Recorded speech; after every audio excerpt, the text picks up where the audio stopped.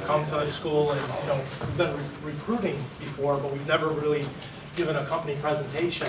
So this is exciting for us, and it helps us make the relationships with colleges and, it'll help with recruiting and show you guys what we do at our company. It's a neat little company, and I will have a bunch of slides to show you some, what we do in Hoffman Estates, Illinois. But I'm here with Lisa Schultz. She's our manager of human resources. She'll be talking after I finish my presentation. My name is Jim Glenarchak. I'm the director of engineering. I was born in Chicago, raised in Chicago, went to school in Chicago, took some classes here, then went to IIT and got my BSME degree at IIT. And the reason I did that was at the time I was going to school, the night program at UIC wasn't real big. There were very few classes offered at night for my degree. So IIT had a lot of class offerings, so I went there and I worked full time. It took me about 7 years to get through college, but that's, the route I took. I was working and applying everything I was learning during the day and going to school at night. So, but anyways, beautiful picture of our building in Hoffman Estates. Anytime during the presentation, if you have any questions, just stop me at that slide. I don't mind if you guys, want to stop somewhere and have, more detailed questions, okay? So,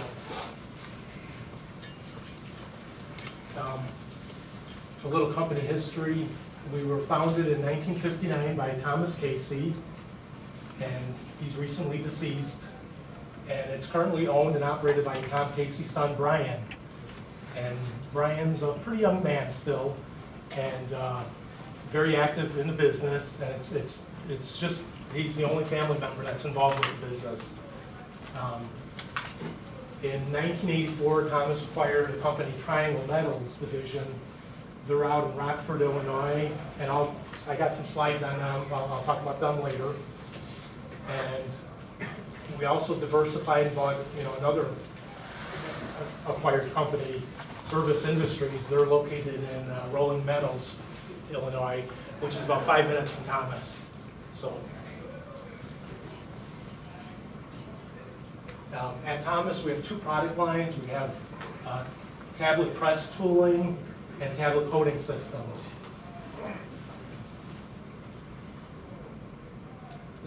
All the equipment we do at Thomas Engineering is for the pharmaceutical industry. So all the slides you're going to see, it's all related to the pharma industry. The tablet press tooling, it's a small part of our business, but it's how our business started. In 1959, when the business started, we weren't doing coating systems. Coating systems is most of our business now, and the tooling business is now only like 10 to 15% of our business. So I really personally haven't been involved with the tooling business. It's a pretty small group, and we do all the, we do punch and dies, and I'll explain what they do. They actually make the solid dosage, which we call a tablet. So anytime you take an oral dosage, a prescription drug, over-the-counter drug, an aspirin, the drug started out as a powder, and it got compressed under high force between a lower punch, an upper punch, and a die.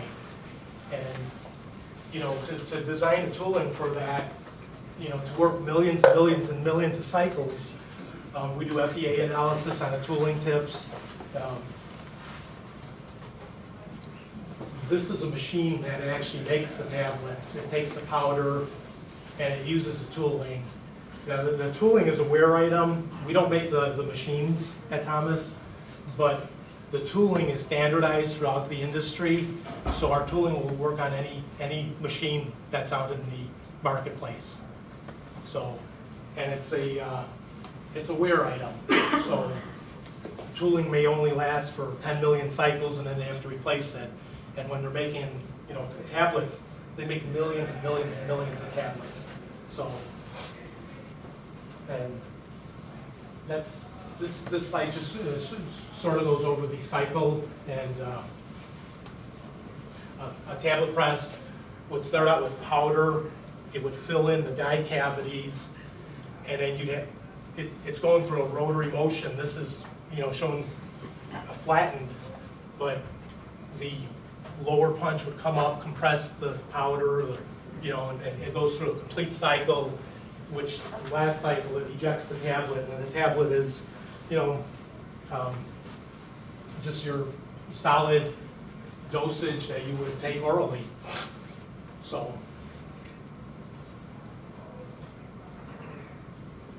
any questions on tooling? I went through that pretty quick. Most of my presentation will be on the coating. Yes?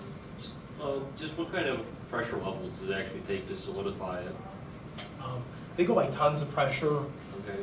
and it's not unusual to have anywhere from 6 to 10 tons. So it's pretty high forces. Yeah. So the tool, the punch and dies, they're made out of tool steel. There's different types of tool steel. There's tool steels like for fatigue, S series tooling steel. There's D series, there's A series, there's 4140. We have all those different offerings. They're all for different, applications. We do the heat treat in-house. We do the grinding in-house. So there's a lot of steps to making a tooling. The dies themselves are wire EDM'd. So they start out as a disc with a small hole in it. And then we have a wire that actually cuts out the intricate shape. And we're holding tolerances with the tooling of, tenths of thousandths. So I mean, it's very, very tight tolerances. So there's a lot of floor space in our facilities dedicated to this, but it's not a highly engineered product. We have two engineers that actually three engineers that work on the tooling product line. There's one that is just for manufacturing, and there's 2 engineers that actually do the design. They'll actually do the logos with the FEA analysis. They'll have to change the shape of the tooling to minimize the stresses. So,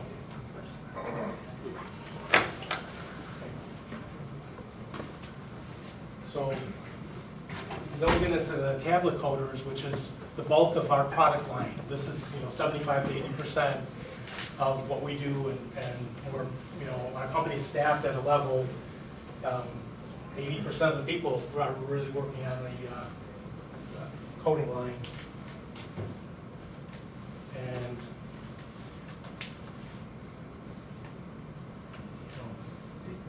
I'll show you some slides later, but the coater that we manufacture, that's only one component of the coating system.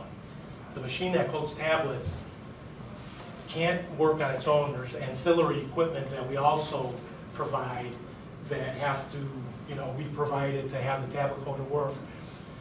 Tablet coater itself gets installed, but then we have the air handling units, dust collection systems, solution spray systems, so there's a lot of ancillary equipment that goes with it.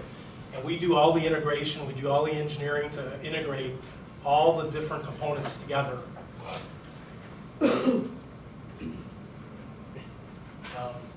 Let's talk about our engineering staff a little bit.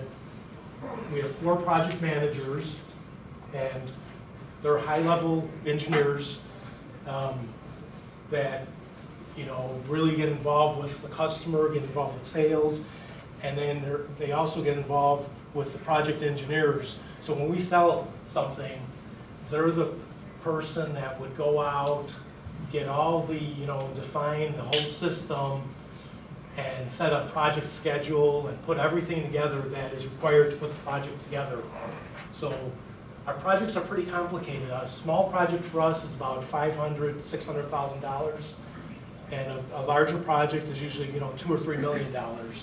So with that, there's a lot of the typical lead time for our system is 6 months, and half that time is spent on the engineering cycle.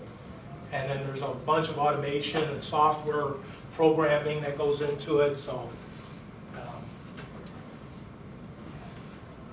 we also have 6 automation engineers, 6 mechanical engineers, 7 field service engineers, and then there's 1 punch and die process engineer, and then there's also 2. They're not degreed engineers, but there's two technical service people that work on the punch design. So all the engineering we do is all done in Inventor 3D solid modeling. So I remember starting out on a drafting board doing paper drawings in 2D and then going to 2D CAD. You know, I've been around so long that I started out with that. And when 3D came around, I just embraced it. It is just so awesome to do work in 3D. And most of the people that use it, they just love it. You know, I spent probably 15 years on 3D, you know, SolidWorks and, you know, Inventor, and I just really, really enjoy doing it. It's only the last 2 years that I haven't done any CAD work. So, some of the engineering disciplines, you know, and I focus this on mechanical people, you know, we do design, fabrication, sheet metal, machine parts. What I'm showing is there's a real diversity of different engineering areas that we get involved with. Every engineer at Thomas, you're not focused on designing a brake shoe. You're really embracing just about every one of the engineering disciplines at Thomas. And that's the cool part about Thomas. You know, you're doing stress analysis, you're designing a machine component, you're doing stress analysis.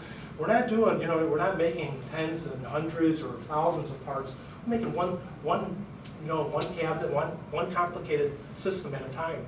So we do heat and mass transfer, thermodynamics, psychometrics, fluid dynamics, get involved with fan laws, process optimization, a lot of instrumentation, control loops, pharmaceutical design. Now, everything you learn in engineering and you apply to your job, now we're in the pharma industry, and everything you do, it's like, well, you can't do that. It's for the pharma industry. It's got to be compliant to 21 CFR, the federal, you know, rules that say, you know, you can't have a material that isn't certified to be in contact with the pharmaceutical ingredients. There's a lot of paperwork that goes along with the pharma industry. You know, about 25% of our time in pharma is just spent doing the paperwork. And it makes everything a lot more expensive because of that. What else? Dust collection, safety systems. Safety systems is a real big thing for us. You know, we're dealing with a lot of, you know, we're dealing with explosive dusts. We're dealing with toxic products sometimes, products that you can't inhale.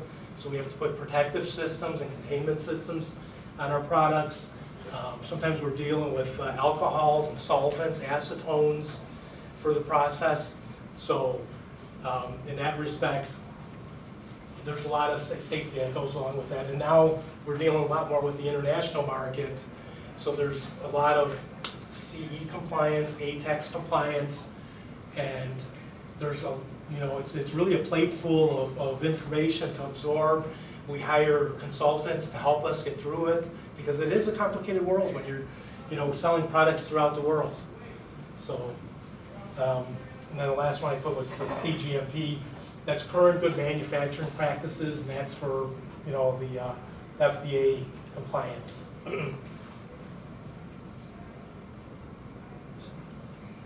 That's a picture of a front of one of our Flex 500 coders. You can see there's a couple of access doors on the front, and then there's the control system, which is all touch screen.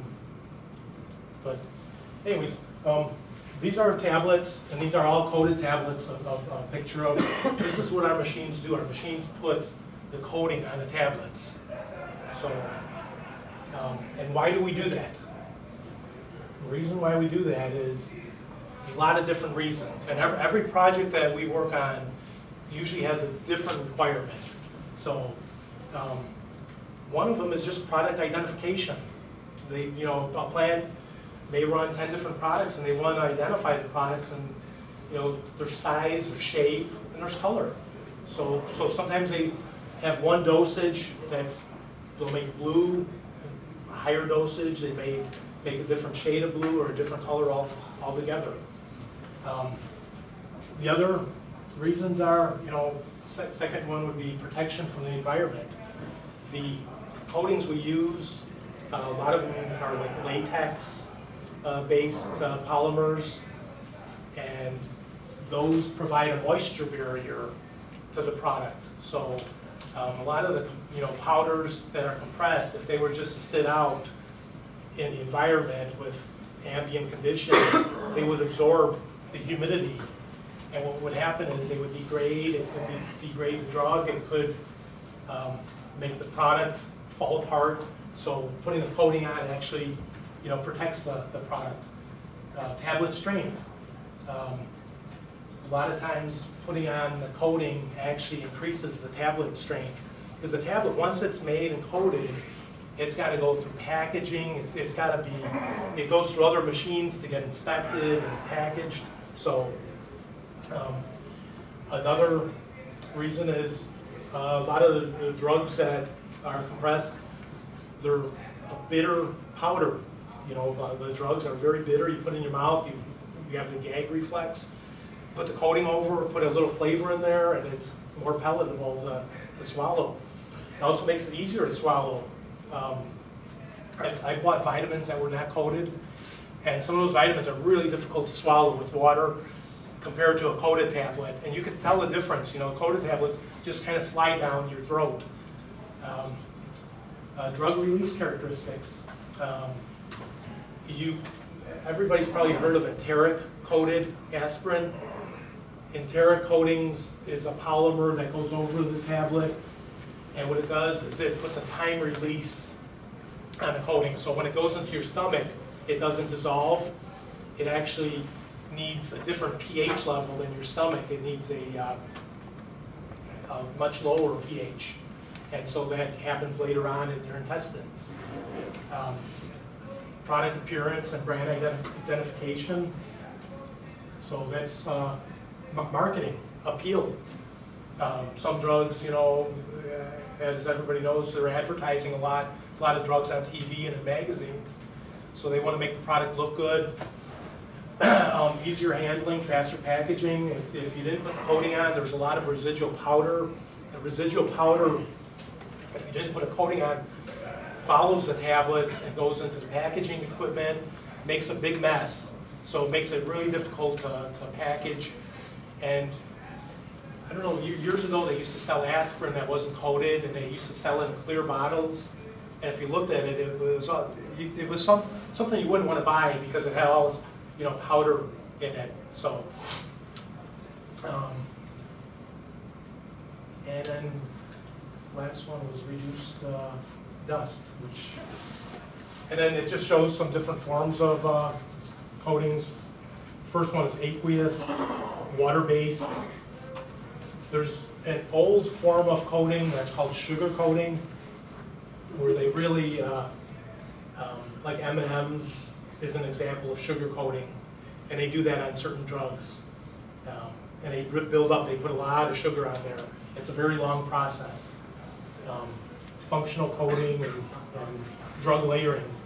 The other thing they do is, a lot of times they'll put a drug, an active drug, in a coating, and the reason they do that is because when you ingest the tablet, the coating will be fast acting. So as soon as you ingest it, like if you were on an allergy drug, you're suffering from sneezing, you take it, you want to have an instant release. Where the tablet itself is going to take hours to disintegrate and go into your bloodstream. So that's another reason. Any questions or concerns? So our Excellacoda is really, it's a large cylindrical drum that's perforated. The cylindrical part of the drum is perforated, and it allows air to flow through. So in its most basic representation, we have hot inlet air coming through. We have this is the drum, it's rotating.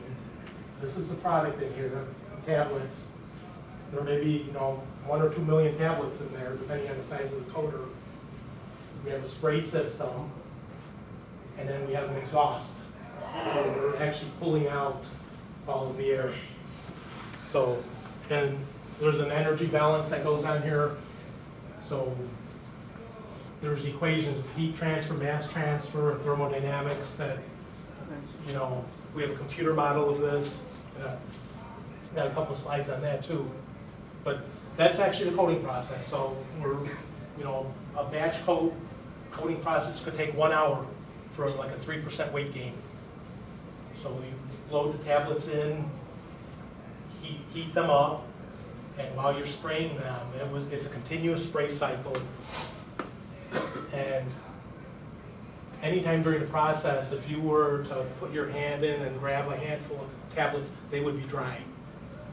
So it's not a wet process. As soon as the spray hits the tablets, it's almost an instant dry.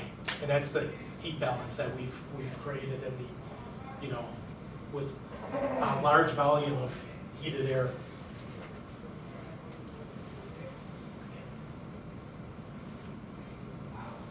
Just a small representation of, it shows the various components besides the coater.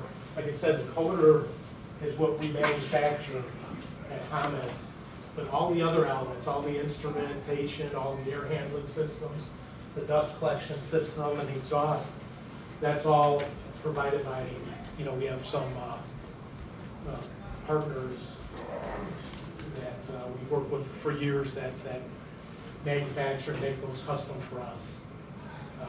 The air handling system takes in air, filters it, has a blower, goes through heating, cooling coils, final filtration, we're measuring the airflow. So,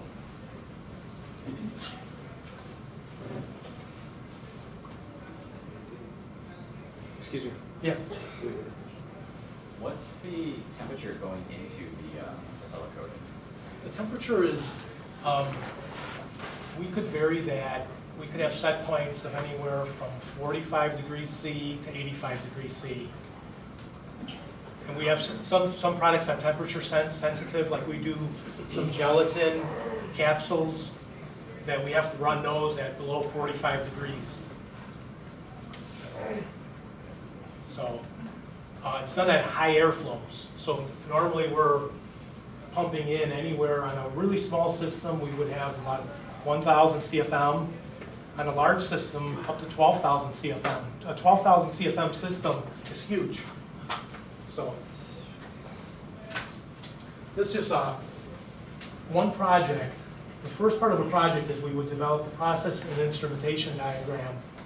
This is one of 6 sheets of what would go into a coating system.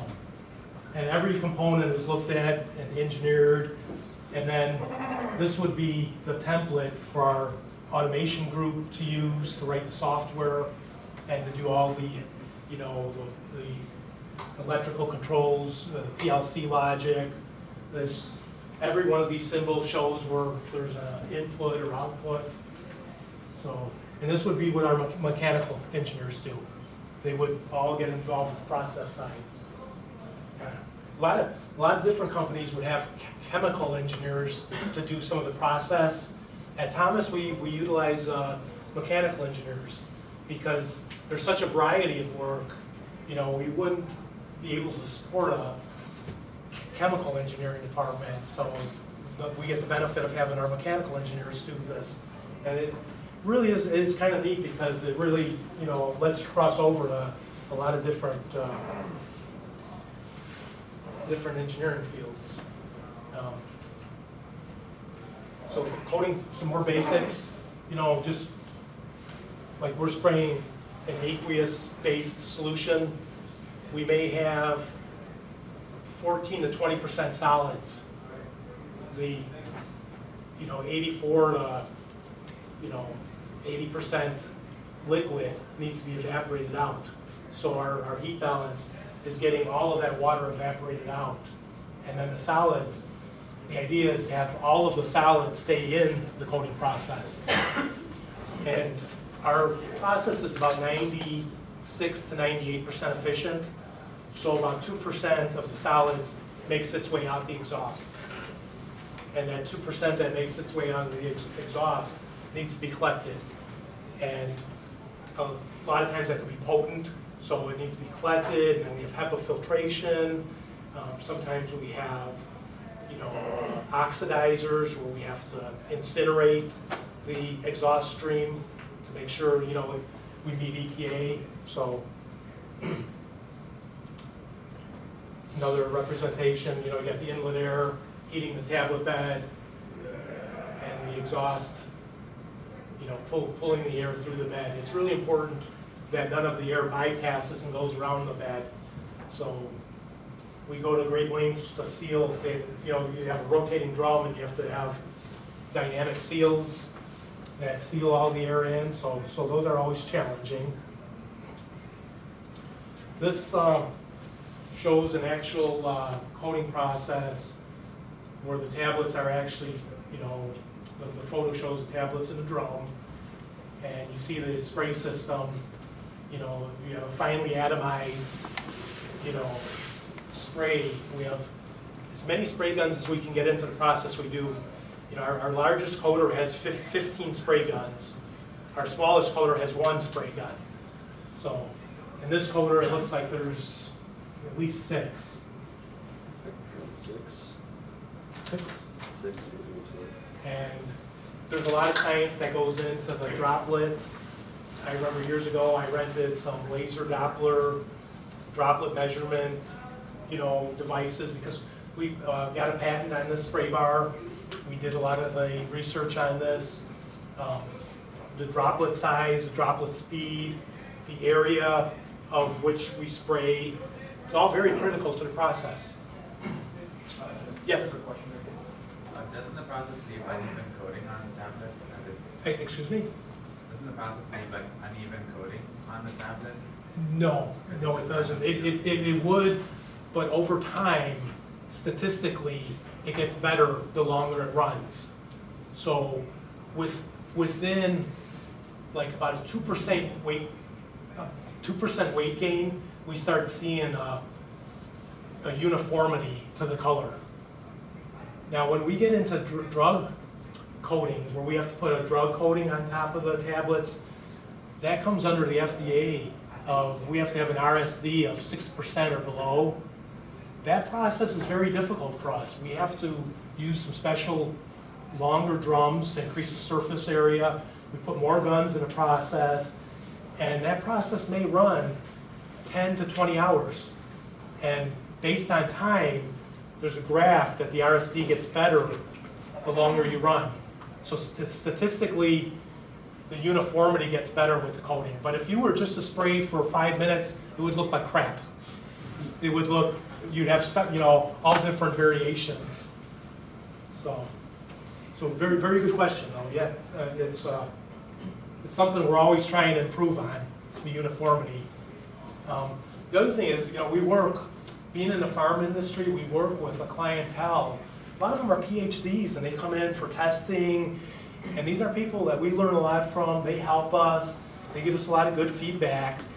And we have to do a lot of homework. We have to prove to them our process. We have to show them the math behind what we're doing. We have to, we have to do lab trials and prove to them, that, they take samples, and then and the samples are analyzed using different techniques, usually HPLC techniques, which is very expensive.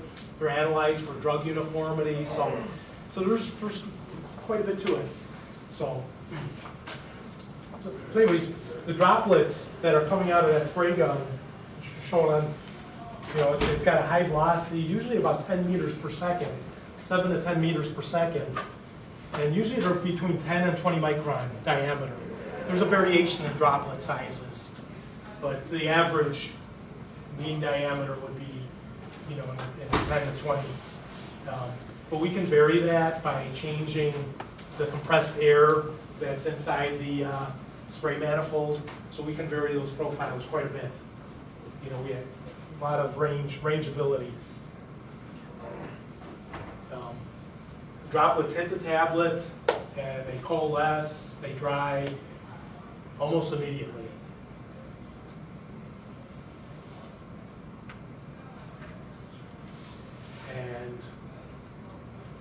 This shows water evaporation. The droplet, when a droplet's in transit, there's been some papers written that really we don't see any evaporation in a droplet. It's after it hits the tablet and coalesces and spreads out, we get the evaporation. We've developed in-house a TAC computer model, and TAC is called the Thermodynamic Analysis of Aqueous Film Coating. One of our retired engineers wrote the program, did all the math behind it, was a published paper, and it's actually allows us to design a coating process, you know, on paper before we even go out to the process. And then once we work with the process, we can optimize it. Optimizing is by visual techniques, you know, and defects. So, but anyways, it's really comes down to the ratio. It's a non-dimensional number that we come up with the TAC model, and it's the ratio of heat transfer to mass transfer surface areas. And we call that the environmental efficiency factor, and we know what number works well for us. We know like a 3 to 4 value works perfect, but there's some processes that are wetter, some that are drier. So this is actually the interface of the computer model. You have a bunch of inputs: inlet air temperature, inlet air flow, all your thermodynamic values, and then the solution properties, solids, and your spray rate, and it calculates, you know, in the lower right-hand corner, it gives you the environmental equivalency factor. So we use this every day. We use it for troubleshooting. A customer calls in, they're having some defects with their products. We'll run this program. If we got a number of like a 2.0, we would say, my God, it's way too wet. You need to dry it up a little more. Increase your airflow, increase your temperature, lower your spray rate, so we can guide a customer, you know, to, you know, help solve some of the problems over the phone. Doing okay on time? Coating equipment. Picture of one of our legacy coaters that we still sell. It's we call it our Accelicota. It's been the bread and butter of coating systems in the industry. You know, it's really been a workhorse, been around for a long time. And it shows the drum removed. It's a biconical perforated drum. I got some better details of that. This is our Flex Coater product line. It shows from the right-hand side a little lab unit that sits on a tabletop. It's our Flex 100, there's a Flex 500, now we also have a Flex 200, and if you guys come for the tour on Friday, we have a Flex 1000, which is the biggest coater we've ever made. And we just sold one to Pfizer in China, and we built one and we shipped it to India for a trade show. And the second one is going to go into Pfizer China. So that one's going to come back, and Pfizer China is talking about maybe getting a second and third unit. So pretty exciting for us. So the 3 coaters on the right, those are batch coaters. The coater on the left, that's a continuous coater. And the difference between batch and continuous is the batch coaters, you load it, you coat, you unload. Continuous coater is it's a wide open drum, open on each end, with product coming in one end, going through a long tunnel with spray guns, comes out the other end, all coated and finished. And that's for really high volume products like Centrum Vitamins. They've got at least 3 of those coaters running. All of the generic Advil is done on continuous coaters. There's a lot of like really high volume products. And we sold 2 of those to India, and we've got about 4 or 5 more going there. Most of the companies in the US have these. This shows Our new flex coders, we have the ability to change out the drum size. So it gives the customer the ability to put a small drum in to run some trial batches, and then put a larger drum in to actually do production runs. It's a new product for us. It's been around, I think it's going on 3 to 4 years, and it's been a real success for us. It's our high-end product line, but the market's been very, very receptive to it. So it's really built well, and this shows a little more detail of the drum, and shows the mixing baffles inside. The open area, those are actually, would actually be perforated steel. They're, we use perforated steel anywhere between 40% open area to 51% open area. This shows the interior of a drum. You can see actually the perforations. You can also see, you know, one of the mixing baffles. And there's a drum that's installed. Inlet air would come in on the upper right hand side, and if you look at the lower left, you see the exhaust plenum with the white seal. So the drum's turning against that seal, and we're actually exhausting all of the air, pulling it all out. Shows a lot of the different drum configurations we offer. There's more besides this. We've got some more. This is a Flex 100 with the door open. Shows the spray manifold. Shows the drum. Down in the lower left-hand side, that's a pump and a flow meter for the spray. So the only thing that's not shown is there would be a mixing tank to mix the solution that we spray.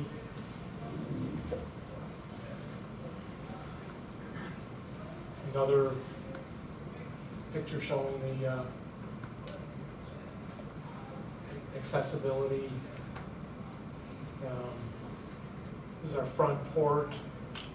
Actually, when we're done with the coating process, we would reverse the drum, and the product would all come down and fall into the conical chute. All the products would discharge through there, and they would put a container to catch all the product. How do you load it? Just manually? There's different offerings we have. They can manually load. We offer a loading chute that would be connected on the upper side, and then a lot of the larger companies will use a post hoist where they'll get a bin of tablets. It'll be a hydraulic lifting device. They'll actually lift the whole, bin of tablets. It would lift it, it would slew it over, and it would dock it, and there would be an automatic valve coupling that happens, and then it would load automatically for a computerized program. So we would program all the logic in there, so there would be no operator assist on the loading. But a lot of companies do manually. They'll just have small boxes, dump the boxes in. So you see more of the automated systems when you don't want the operators in contact with the product. Some of the products are very toxic, and once they're coated, they become safer. But before they're coated, a lot of times they get into special containment systems, and we're doing a couple of those right now, and they involve some different technologies that we add onto our equipment. This is our little tabletop unit, and it's great. You could coat a handful of tablets if you're just working in an R&D facility, or you could do up to 5 liters of tablets in there. Shows the inside of it. It's really a cool little unit.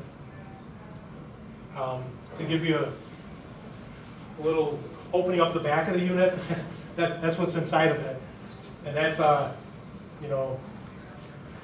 automation group with our mechanical group. Our mechanical group squeezing everything in. The automation guys trying to telling us what has to go in there. So there's a lot of stuff crammed in there. Not room for much more. Our control systems, we really have very, very high-end, computerized PLC, SCADA systems, very expensive systems. Our control systems are over $100,000 just for the, controls. All touchscreen, recipe operated, compliant to the FDA. So a lot of efforts, engineering efforts go into the software. That's usually the biggest burden, the biggest bottleneck in our company is software. And then every customer you go to, they want something special.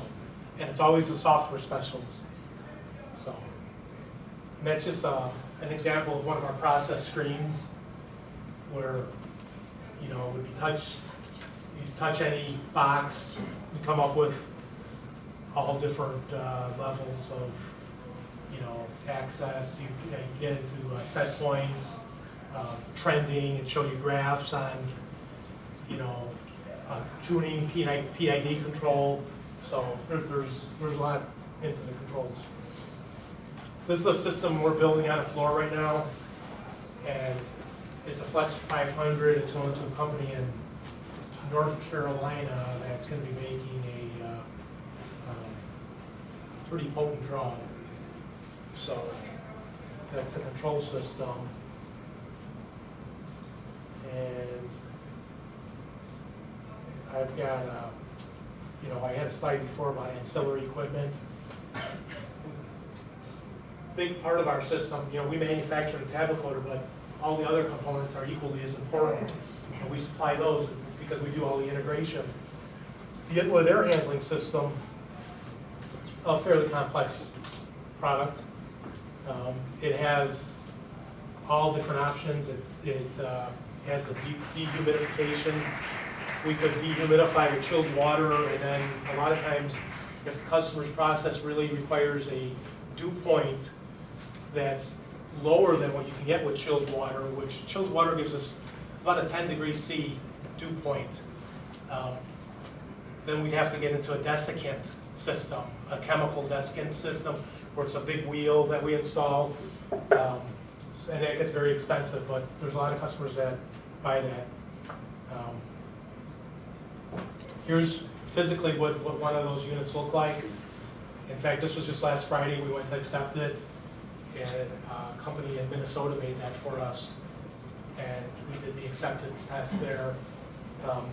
And this is a product we don't make, but over the summer, we had an internship program, and Hunaid was part of it.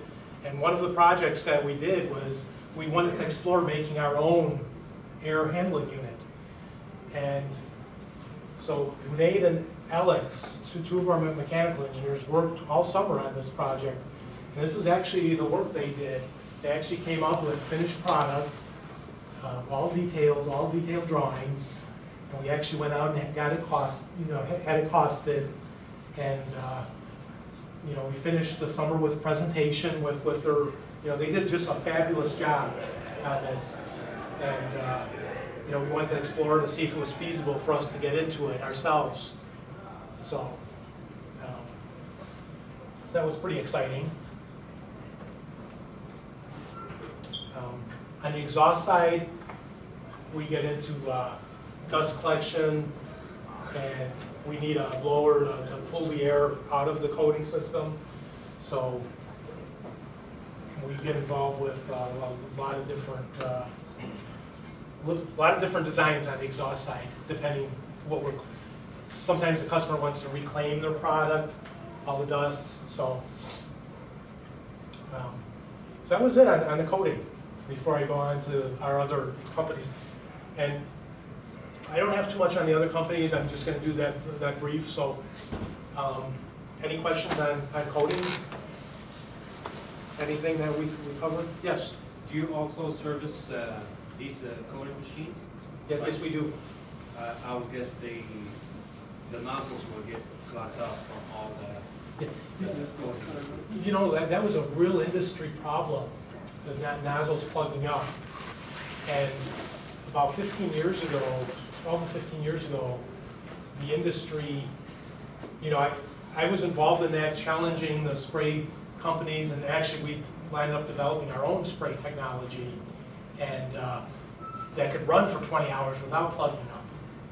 So, and it was really, you know, we hired professors to help us do CFD, do all kinds of things, did a lot of testing.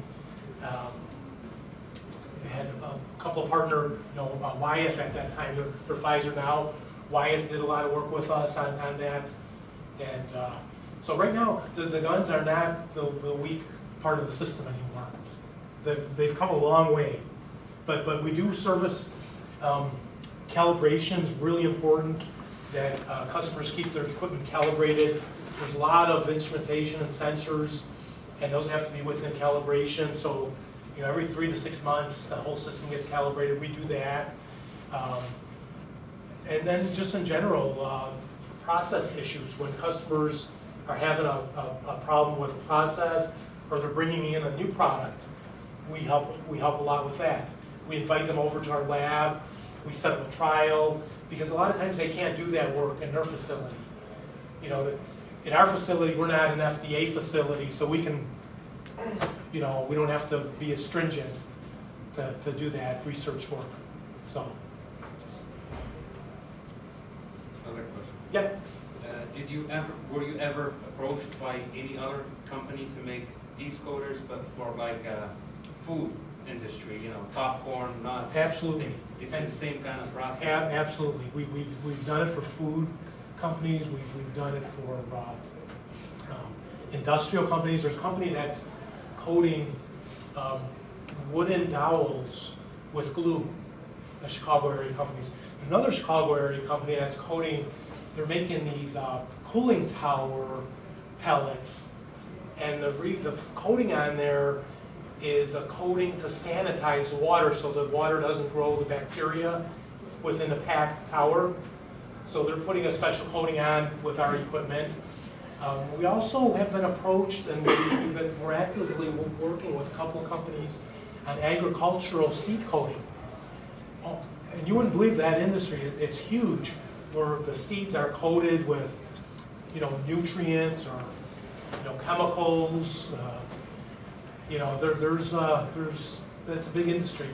So, as a matter of fact, I'm looking at, you know, maybe coming up with another product line that isn't built to pharma quality, just for the lower end customers, because it's the same science. So, very, very good questions. Thank you. So, okay. 2 other companies we own, Triangle Metals, located in Rockford, about 1 hour away from Thomas. They do all of the stainless steel fabrication. They buy sheets of metal, they form it, they weld it, they grind it, they cut it, they shape it, they build everything we make. They build parts. They ship the parts to our facility, and what we do is we do the final, you know, assembly. We put everything together, test it, and they have about, yeah, their plant is pretty big. It's, you know, 50,000 square feet, 30 employees. Got another company, Surface Industries. They're located in Rolling Meadows. They do a lot of the blister pack tooling. They do bottle fillers, you know, like capsule fillers. I've got a couple of slides on both of them. Surface Industries, they make some of our machine parts because they have a lot of CNC machining equipment. They make a few of our parts, and then we share some of the sales resources. They have a sales group, we have a sales group, and we're kind of in tune with the same companies. You know, we have the same customers, but we call on different people within their organizations. So that's kind of where we, you know, have an overlap with Service, just sharing the same customers. But Triangle Metal, you know, laser cutting, welding, polishing. Picture of their laser machine. You know, pretty big laser, pretty high capacity. We don't have a water jet yet. That's one of the things I'd like.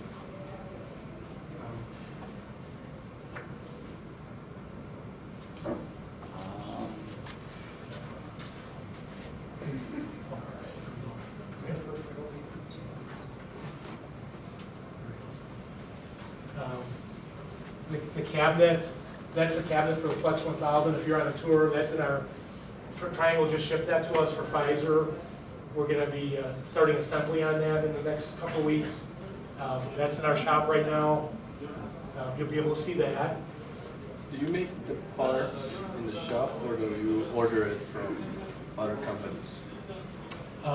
Well, all the metal fabrications are done at our sister company. And then they ship them in, and then we assemble them. There are parts that our sister company doesn't make, and we utilize local machine shops and different companies to make those parts.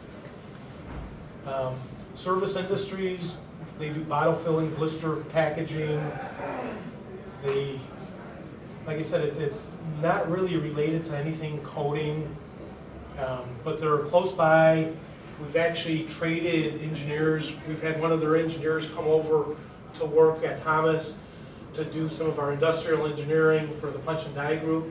We just sent one of our mechanical engineers over to service, and he's going to be helping them out. So it's kind of cool that we could share resources like that. And I got a last 5 slides just showing you some pictures of things that are being assembled. This is the inside of one of our ports, and as you can see, mechanically, a lot of stuff going on inside there. You know, we got some air motors with high turn down gear reducers, driving a worm gear, that's driving a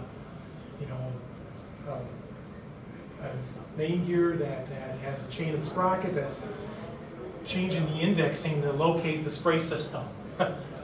So we do two different axes to locate our spray system, so we don't have to physically open up the door to our coder to make those changes by manually. In the old days, they would open a door, they would pull a pin, change the location, and now we do that all automatically. And this just shows, this is being put together. It's our pumping system, showing in, the drive system internally. That's it. So